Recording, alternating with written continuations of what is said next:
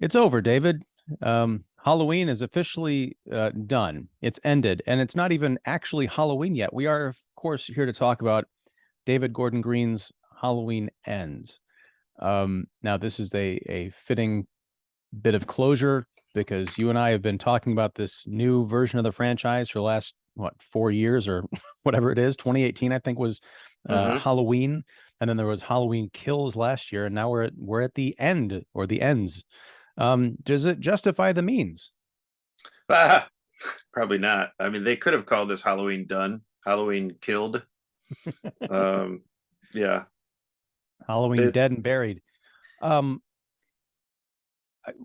we have not been. Well, I kind of blocked out a lot about the other Halloween films, as evidenced by the fact that in Halloween Kills, I didn't pick up on the fact that there were characters in that movie who had actually appeared in the original or the first yeah, the preceding film. And here I kind of had that amnesia as well, particularly when it comes to a main character named Corey. I'm like, have we seen this guy before? He looks familiar. I don't know if he was one of the kids from the previous film. Turns out he wasn't. I'm jumping way ahead, but the right. point is, I remember not liking either of the previous films. That's right. I don't remember where you fell on it. You're not knocked out by these, I are you? no, I'm not, and I'm pretty much right there with you. Don't like, I don't like how it just a lot of it doesn't make sense, and it doesn't really. It's not really a good portrayal to a good portrayal of Laurie Strode. Um, not it's not Jamie Lee Curtis. I would say it's more it's definitely the writing. The way the character is written just doesn't give her a real fair shake. And these now that we have a trilogy, that's ended, um, it just doesn't add up. And I can understand what it's trying to do. Um, I think the first one was trying to deal with like kind of like the nature of evil or whatever. The second one maybe like mob mentality. Um, and this one is I don't know what this one's trying to do. I really don't. It's like it just the first like 40 minutes you don't even see Michael Myers. I time stamped it. Yeah, Aside from the not exactly the opening montage because it opens with a scene from Halloween night the year after the events of the previous two like movies. like 2019, right? 2019, yeah. Yeah. Yeah. Because Halloween and then Halloween Kills were both set in 2018. Right. Okay, So good. two Good. movies over one really long night.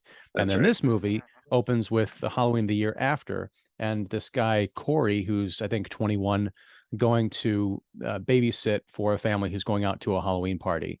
And the mom is like, be careful with little Jeremy because he's afraid of the dark, and he doesn't talk about it much, but he thinks that Michael Myers is, because he's disappeared, he's going to come after him. Right. So it's like, yeah, okay, cool. um some stuff happens. We're going to get kind of full spoilery in this conversation Might as because well, why right? not, right?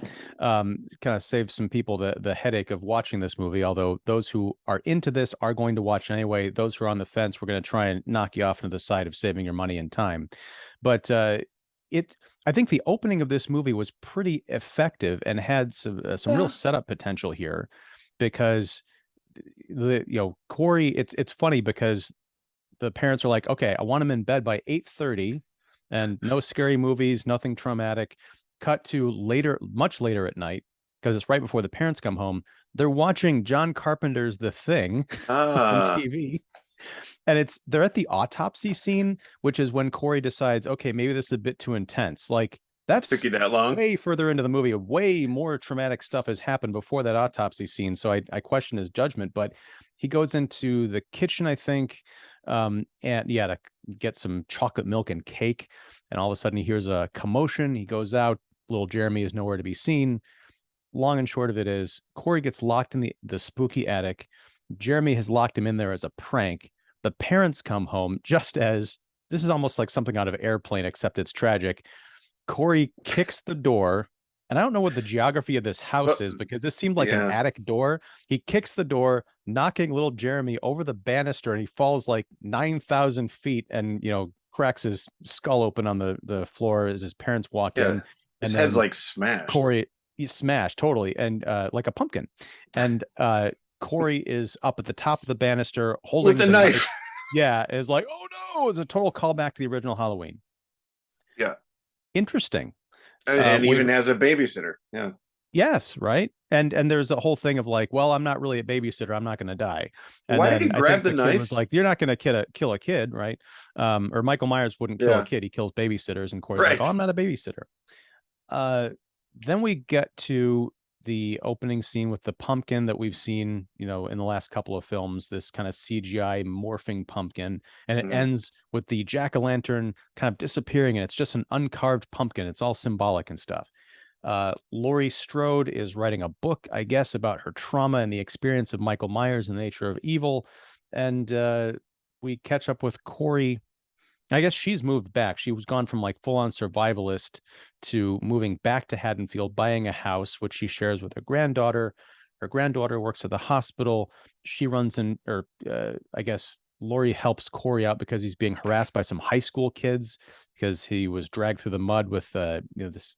He was Everyone thought he was everything from a murderer to a pedophile, so his future prospects were ruined. He's kind of like the town joke. Uh, Allyson, the granddaughter, develops a liking for Corey, takes sympathy on him, but it turns out that Michael Myers has been living in a sewer, and through a various series of convoluted events, Corey comes to find Michael Myers. And, you know, have you seen Friday the 13th, Part 5, A New Beginning? If I did, I don't really remember the details. It's the one with the fake Jason. It's the guy who was traumatized by his son's murder, so he takes on the persona of Jason to cut up kids. This is sort of the same thing, except it's this copycat working with Michael Myers to kill people.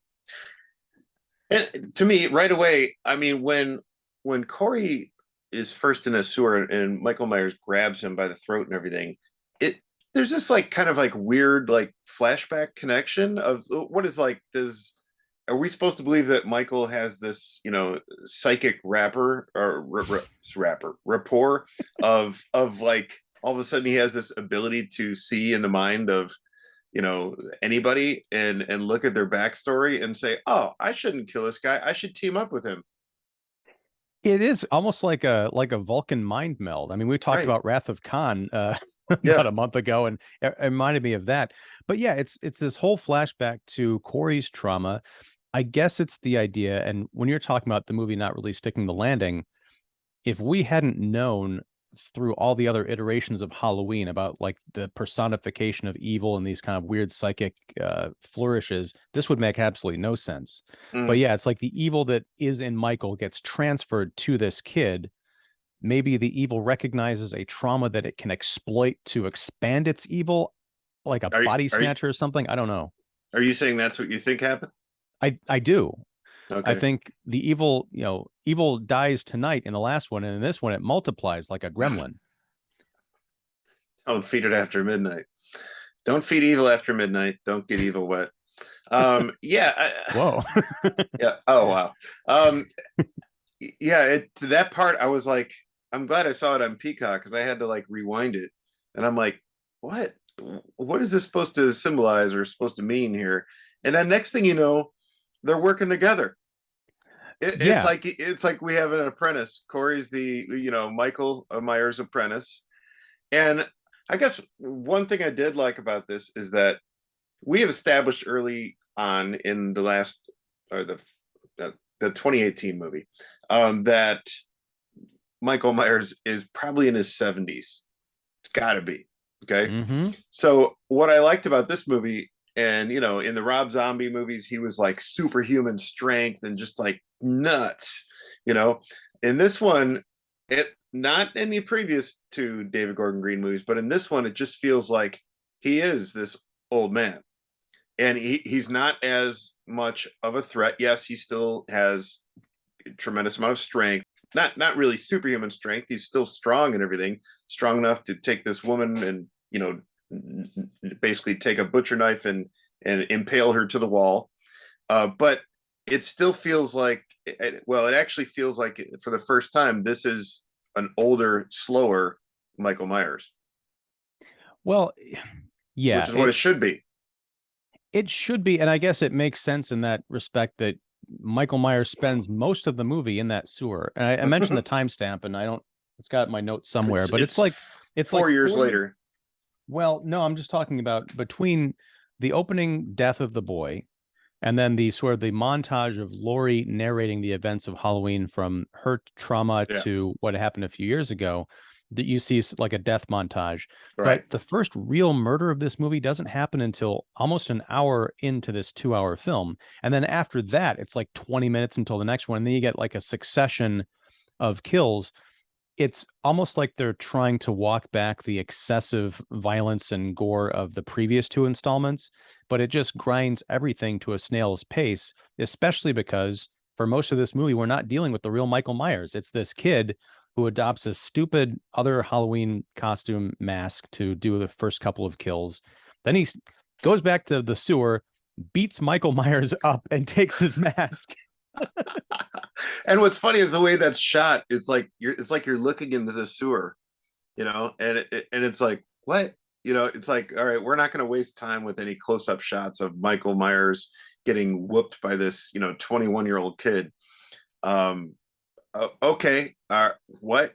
It's like, It's really unfortunate because I I was with this movie for about the first half hour because I liked the whole idea of Corey being this kid with a promising future who got, a bad rap because of something tragic that happened.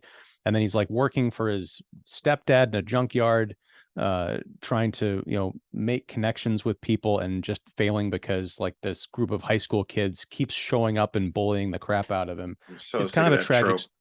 Well, it's yeah, it's a trope, but it's at least something different in a Halloween movie. Unfortunately, I didn't think they were going to go make him the killer because once that's established, it's like, oh God. And I checked Facebook Messenger in our little private group, and I saw that Mark Krawchek had referred to him as the dollar store Michael Rooker. And then I looked at that halfway Wow. through the movie, and then I couldn't see anything else for the rest of I was Halloween wondering, Ends. I was wondering what he was referring to, and I'm like, oh, now that makes sense. Yeah, dollars, like a record. Because he's kind of got the hair. He's got, particularly The when he goes like kind of the bad, he's got that lips. mum, yeah, and that sort of like grumbling mumble.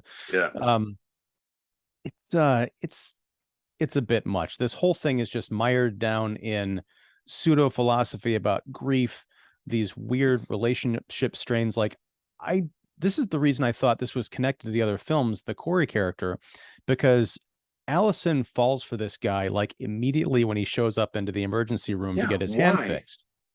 I don't know. I mean, is there a shortage of sad sack guys in Haddonfield? I Apparently not, because that was the other bit of interesting mythology is that after Michael Myers' reign of terror, and this and is he in the opening, disappeared. he disappears, but Haddonfield, it is said, went through this like mass psychosis event where people started killing each other and themselves, and it's like the evil was lingering in the town. And that's why I was kind of forgiving of these bullies, because it's almost like something out of a Stephen King novel. This presence that haunts a town, even though the evil itself has been dispelled. I was really into that. But unfortunately, then it just turns into another, not even a bad Halloween knockoff, because nothing really happens through most of this movie. Yeah, I mean, I guess I would have been a little bit more on board with this quartet of bullies. It's if we would have given, if not that I want to spend more time with this movie, but if we have given a little bit more substance to who they are, what they're about. So apparently they're all part of like a marching band or something, They're or all they're band geeks, they're except for band geeks. the one guy in the Letterman jacket. I feel like he's I don't know if he's the leader of the band or if he's just like on the football team and he hangs out with them for some reason. But you have these two girls who sit and they're always in the convertible. You have these two girls that sit in the I think the police are pulling you over. Oh, Yeah. it's my laptop. Okay. You have you have these two girls who are always sitting in the back and the guys are in the front, and I have no idea why they're all together. It's like, are they somebody related to somebody here? It's like you would never have put these people together, and it just seems like at some point you get the idea that these girls really don't want anything to do with these the way these guys are behaving. Let's go. This is crazy. But then they wind up going along with it, and it's just it feels really kind of like almost dated. Like this movie does feel kind of like dated in a way. It doesn't feel very modern, and I guess that's okay. But it just seems weird. Even it also seems weird to just have this in Haddonfield. I don't, whatever's happening in Haddonfield. Maybe there are four bullies driving around in a convertible, but also you have this whole kind of through line in the narrative, kind of like a almost the social commentary of this DJ. And this DJ, it's almost like a do the right thing type thing. And the DJ he wishes he was Sam Jackson. The DJ has like a street corner like a studio, okay, that he works out of. In 2022, or what? I mean, what? I don't know. It's like, and kids are listening to the radio in a convertible. No, nobody listens to the radio anymore, especially kids, especially teenagers. You're listening to your playlist, you're listening to a song off your, phone. Nobody's listening to the radio. I'm sorry. Yeah, unless they do like something where like the cell service is down, so that's all they have to listen to. Like they can't get any connection. I mean, that would have been a good reason, Or they listen to him ironically, like the tired DJ or something. This guy's awful. Listen to him. Yeah. Seriously, I didn't even put that together, but you're right. I mean, the other problem is that these bullies show up, I think, like 4 or 5 times. And you're right, it just becomes very noticeable. Like they don't do anything else except drive around at night in their convertible. It kind of makes sense in that at one point Corey keys the car. He flattens the tire. Yeah. Of the main bully's car. At Laurie's suggestion. Yes, Laurie. Oh my God, Laurie Strode in this movie. I wrote this down because the psycho and what'd she say? The psycho and the freak show. Yeah, who's the psycho and who's the freak show between the two of them? Because she still has that reputation from Michael Myers, and there's people that blame her for the killings. Like you antagonized him, and then he went crazy and killed my family. I don't know, but at one point, Jamie Lee Curtis, you said this is all in the writing. I agree to it, but she also agreed to say this line, talking to Allyson about grief. She says, "You've just got to rip off your shirt, show grief your tits, and give it the finger." Yeah, that's a Razzie waiting to happen. Yeah, that. Yeah, and then she drops pumpkin on the floor and it splatters. Yeah, all I thought of was that scene in Trading Places when we first saw Jamie Lee Curtis's breasts. But yeah, that line, I was just like, what? It because. Yes, it's 4 years later, but this is unlike Laurie Strode that we saw in the last 2 movies. Yeah. Her daughter was murdered by Michael Myers in the last movie. Don't you think that the Laurie that David Gordon Green introduced to us would be like total like Rambo in this movie, like on a rampage, trying to hunt him down, laying traps in Haddonfield, doing everything she can? No, I'm writing a book. I bought a house, living with my granddaughter. I'm moving on. I have a life. What? It's weird because, I mean, especially in the intro to this movie where she's kind of, first of all, I'm glad that she was writing a book because even her delivery for the voiceover in the context of reading a book was flat, or, reading her manuscript. Yeah. It was just so kind of stage sounding. But you're right. She's like zipping around the house, like being Susie Homemaker, like baking pies. Is like, oh, I left the pie in the oven too long. And her daughter's got to like poke the smoke detector with a broom. She's like pounding it because she doesn't know how a smoke detector works. It's just such a strange setup, especially when we get to the very end of the movie and she's all broken. And there's a fake out of like, she wants to kill herself, but that's just a lure to, I guess, somehow she thinks that she phoned in a suicide attempt, or she phoned in her own suicide to the Haddonfield police. She puts a gun to her head, and then Corey, as Michael Myers, shows up immediately at the door, and she's like, "You didn't think I was going to kill myself," and she shoots him. Yeah, twice. And then Michael Myers shows, right, and he's like, all right, he's like sitting up and like laughing maniacally and stuff. I'm like, you're not Michael Myers, dude. You're still just like a 21-year-old kid who's got touched. You'd be bleeding out. Yes, and even when he gets stabbed like deep through the neck with a with a butcher knife. He's still like reaching at Michael Myers and struggling with him later because of course he shows up Right. for the big confrontation. What's going on with this movie, David? I don't know. It's like I wish there was a moment in the sewer where Corey, just pulls out like a contract and says, okay, sign on the X line, Michael Myers. You're going to be my mentor, and you're going to follow me. You're going to audit my kills. You're going to follow me through all these kills that I'm about to make, and clean up my mess. And what is happening? It's like Here's what I thought was happening, because at one point, oh my God, I just thought of this movie's 2 hours long. There's like 40 subplots going into it. At one point, Allyson early on is driving. This is Laurie's granddaughter, is driving her car. She gets pulled over by a cop, and it's this guy who's much older, this guy named Doug, and he's like kind of like giving her crap. It turns out they used to date. Allyson is maybe 24. This guy's like 50, pushing 50. Later when you see him in the bar, I'm not saying there's any problem with that. I'm just thinking like it's just I need more context to this. Right. I mean, is he just he's a local, I think he's a local cop, he is, he's a local cop. And so, okay, fine. The local cop has been kind of hitting on her, every now and then, but yeah, there is this kind of suggestion that they have a history together. Not that they ever dated, but that he's been kind of coming at her for a while. I thought that they made some kind of reference to like them breaking up or like they're no longer seeing each other or something. But there is a scene later on in the bar where she's talking to Corey and Doug kind of comes up and it's like this kind of sizing each other up a bit. But he goes back to the table, which I thought was kind of a nice moment because he's a big, brawny, like small town cop. And then there's this scrawny kid, Corey, and there's something in Corey's eyes because he's been touched by the shape that causes Doug to go back to the table. I thought there was something there. When Laurie is talking to Jeremy's dad, he's the father of the little boy from the beginning who died.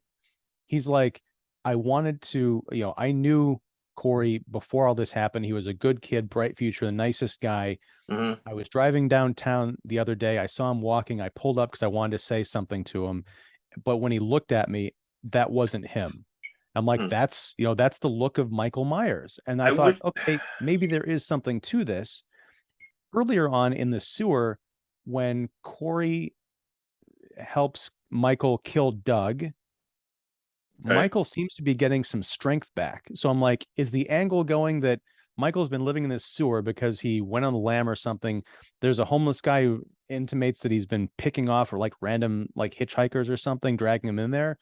Does he need souls to boost himself? Is he like working with Corey in order to gain his full strength? That's a thread that's completely dropped. And I was like, okay, this is kind of interesting because you can almost see Michael as he's stabbing Doug to death, almost like getting larger, getting stronger, but then getting his mojo back. Yeah, getting his mojo back. I don't know. I mean, I'm with you. I can't understand. That's what it seems like, but I can't understand what they're getting at there. There's so much that just doesn't make sense here. The Corey character is interesting, and I wish that whole twinkle in his eye or whatever. I wish that was established a little bit more because I didn't gather it. And I did appreciate like initially like when he first killed that homeless guy. It wasn't malicious or anything. It was kind of out of panic and self-defense. I didn't gather that it was like the spirit of Michael Myers or this the evil transferred over. But I did appreciate the fact that then when he saw Allyson, when he saw Allyson, he's like, I killed somebody, and I guess I would have liked to have seen more of a gradual kind of like going from remorse to just resolve of just like, oh, I'm just going to give into this. There are hints of that, and there's even hints of this spreading infection of evil, because at one point Allyson and Corey are talking about how everyone's kind of crappy and this town sucks. And Sure. Corey's like, I want to burn it all down. And she's like, yeah, let's burn it all down. I'm like, oh, so now because she's with him, like that, the evil is, multiplying again.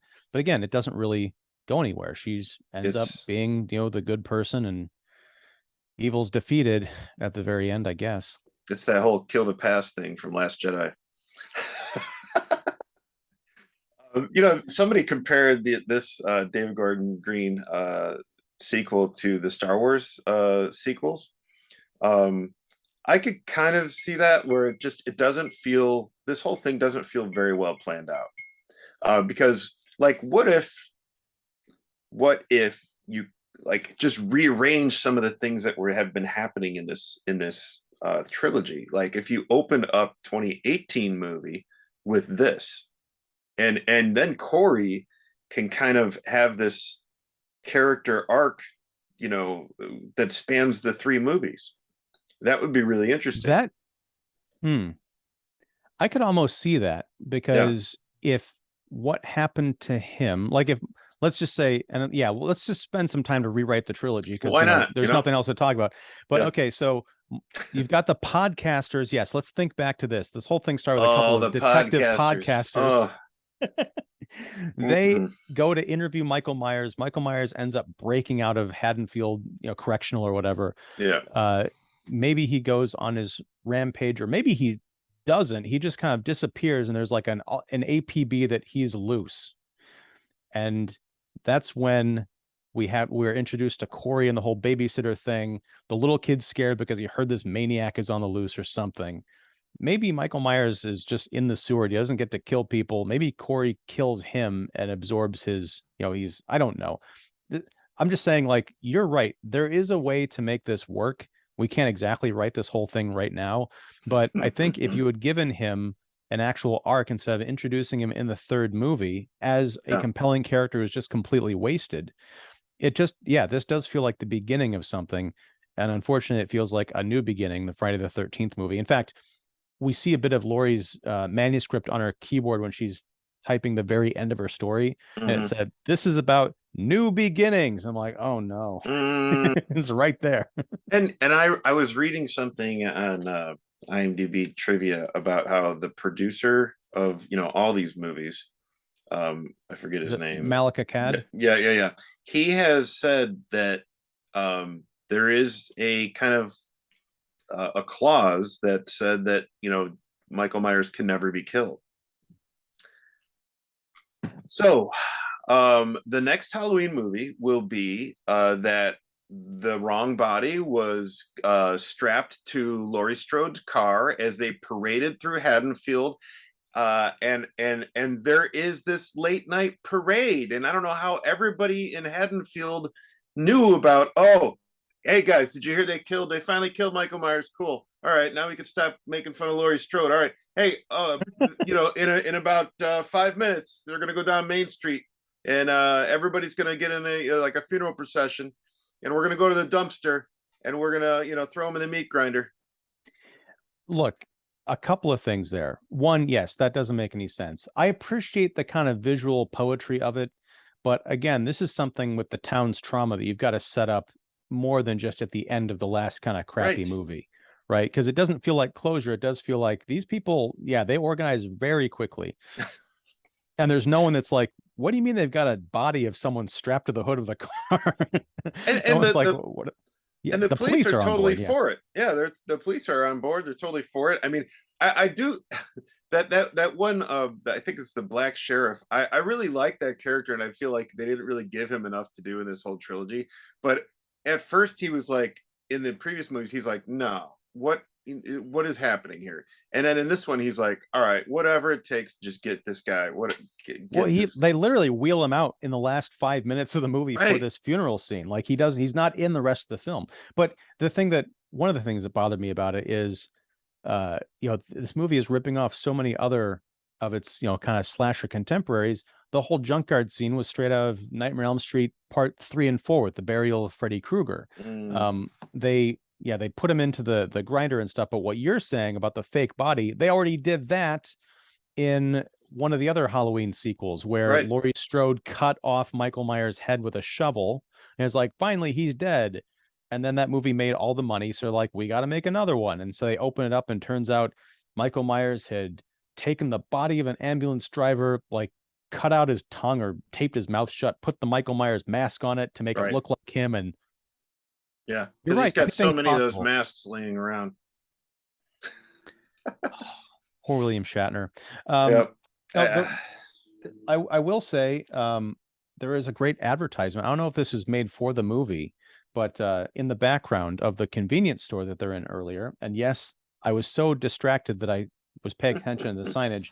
It said, "It's true, Illinois loves the Dew, the Mountain Dew sign." Hilarious. Like that Hilarious. should be a thing. Yeah. That must be like, again, I don't know. Yeah, that must be some kind of backwards convenience store or something, because that seems like a very dated ad as well, like from the 60s or 70s. Everything's out of place in this movie. Like the main bully, the guy in the Letterman jacket, who's apparently part of the marching band. He's got, like, speaking of sewers, he's got like this Ninja Turtles Brooklyn accent. He's like, "Yo, Corey, we're gonna throw you over this bridge. Hey, Yeah. what are you doing to my car?" I'm like, Right. "Are you a Right. transplant? What's going on here?" I wish they could have done more with the whole Will Patton's character, Frank, which I'm totally surprised that the guy even made it out of the last movie, because he was like in a bad way. But I'll trust you on that. I don't remember at all. yeah, I just remember him being in the hospital a lot. Oh, that's But right. Yeah. yeah, Okay. but um, it doesn't look like he's on the police force anymore. Understandable. But there is this kind of relationship that he has with Laurie, that he's kind of like, they meet in the grocery store. I like that interaction. I like how everything is very convenient in this town, just like she comes out of the grocery store, and there's these two black women sisters, and one of them is helping the other one who's in a wheelchair kind of get into the car. And this is a throwback from the murder from the previous movie. He's like, "This is all your fault. If you would have just left him alone." It's like, what? And Frank sees that, kind of Laurie getting harassed, and checks in on her. And I wish they would have done a little bit more with that. I mean, towards the end, he does leave like a whole basket of like fresh vegetables and stuff on her doorstep and everything. And but if you're gonna leave the character with, or provide some growth to her, or some semblance of a normal life, maybe kind of hint at that a little more. Like, I don't really need for us to see them hooking up, but just for her to have some kind of like a regular friendship with somebody, instead of being this recluse that she was seemingly 4 years ago. Well, that's the thing, is like this, that's the problem with this entire trilogy, is the original Halloween was simple. Yeah. It's, babysitters being stalked by a guy who's escaped from an asylum, and he's the Hmm. personification of evil. Um, Yeah, that's I all you just, need. but now they're like trying to get into the relationships of these characters and what is the nature of grief and all this other stuff, on and on and on. I just don't feel like that's Halloween, and there's no reason for this movie to be 2 hours long, because there's a lot of filler in it, but there's not a whole lot of substance, and there's barely any kills, which again is an odd complaint, because I thought the other two were just too violent, Gruesome. blood-soaked, and mean-spirited. But this is like the opposite end of the spectrum. I think, if anything, despite what Malakakad says, this is a great case for this being the end of Halloween. I think, Patrick Bromley said on Twitter, I think this morning, he said America owes Rob Zombie an apology, because I'm a defender of his version of Halloween 2 from 2009, I think it was. Hmm. Wasn't so much a fan of his, remake from 2007, but those one was a straight out remake with a little bit of, backstory. The second one was this like weird, trippy, like actual living nightmare involving Michael Myers and, his, I guess, family. But to me, that was kind of the end of that goes all the places that Halloween could possibly go. And the David Gordon Green, Danny McBride, trilogy is just a retread with a lot of filler that could have been told in one very forgettable movie, and instead we have three. Yeah, I mean, I like the idea of catching up with Laurie Strode, and I liked how she was, for the most part, how she was introduced as this kind of survivalist, grief-stricken, recluse living off on her own with all these booby traps in her home, and prepared for a showdown with Michael and stuff. Um, and the toll that that takes on a person and their connection with society and their family, that's interesting. um Meanwhile, we see all the that's balanced with all these gruesome deaths from Michael Myers and all this stuff, but uh yeah, it's just that this 4-year jump with Halloween Ends is just like a jarring shift. um I have to say that the showdown between Laurie Strode and Michael Myers is good, but it's still just it's a little bizarre because wait, Laurie is up there in age too, as is Michael, and it's, correct me if I'm wrong, but at some point doesn't she get like a sewing needle like stuck in her head, and It's then either next, her head or her neck. It was very dark and kind yeah, of hard to see, and but it's a next thing you throwback. know, It's a callback to what she did to him back in right, the right, original. Yeah. yeah, and there's a lot of callbacks, and like did she just survive that, or did it not go in? I don't know. um Well, it on top of that, he's throwing her around. At one point, he takes her head and like slams it into the glass pane of a cabinet and breaks it. and she's not You know, bloody at any all. other any other kill, yeah, there's no cuts on her face. Any other kill or any other attack on a random person who's not Laurie Strode, that would have been the thing. Like her neck gets cut on the glass or something Right. like that. She gets all messed up. He throws her around like a rag doll, and yeah, she's probably in her 60s or 70s by now. I know she was a survivalist and everything, but that's brutal. Like she gets tossed across this kitchen a couple of times and she just keeps coming back and she's like knocking refrigerators on top of him and stabbing him through stuff. Like no. You know how hard it is to try and take a refrigerator, like you're standing on the side of a refrigerator and try and take it and push it forward. Go try that at home, kids. I mean, No, what? don't. Yeah, yeah, yeah, sure. Make sure your mom's there and just, but yeah, I don't understand. Because it's not like this is a normal house. It's not like she set traps in this house too, like she did in the other Right.